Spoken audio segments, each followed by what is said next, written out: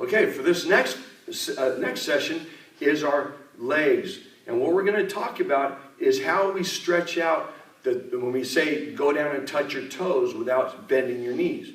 Well, some people can't go all the way down to their toes, so they kind of cheat and they do bend their knees. So they go here instead of going all the way down without touching their toes, they tend to do this because it is a little bit of painful. It is a little bit of stress on the back of the legs.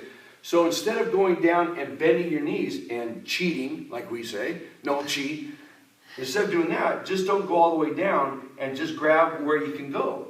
And so I used to be able to go down, but I can't. So what I do is I go here, and what I do is I just grab as far as I can and kind of try to pull my body down a little bit so I can feel the stretch, but not so much that it hurts. We want to get a little bit of discomfort, just a little bit, where, okay, I can handle that and I can hold for 10 seconds, 8 to 10 seconds. We don't want to hold any more than that, but 8 to 10 seconds.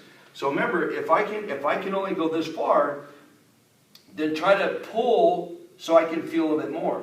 Like I said, this stretch is like a rubber band that when you pull it, if it's a big rubber band and you have something in the middle and you pull the rubber band over and you try to stretch it, you can feel the tension on this side starting to pull with it. That's kind of like what we're doing, is we're stretching out the back of the hamstrings. These are our hamstrings.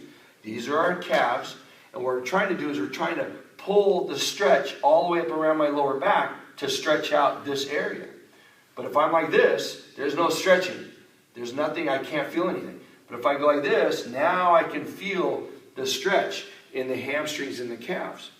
Now that other one I showed you was, if you bend your right leg and you straighten out your left leg and you put all your weight on it, let me turn this way, all your weight is going to be pulling all of it down here to the calf area. And you can really feel it when all your weight is on top of this leg. It's not massive weight, but it's a lot of weight that you can actually feel here into the calf and in the hamstring and up here in the lower part of the back area. You can feel that, okay? And then you switch your legs. You bend your left leg, and keep your right leg straight, and you do the same thing. And you can really feel it coming up through the back. So that's the key. That's what we want to do is, remember, feel a little bit of stress on the muscle, but not enough to where it hurts really bad. Just a little bit so you know it's stretching. So that's important because track runners, my daughter Courtney ran, and my other daughter Tara ran track. And they always had to get their bodies loose. And in order for them not to pull muscles in the back of the leg or in the quad area, they had to stretch a lot. Plus they had to do a lot of running before their event to get the blood to run through their legs so they don't pull muscles.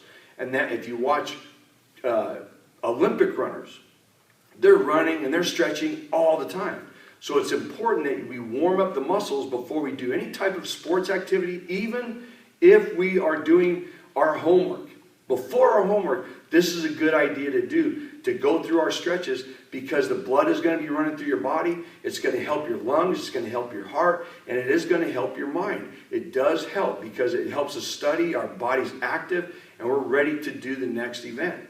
So the next thing we're going to do is we're going to do our lunges.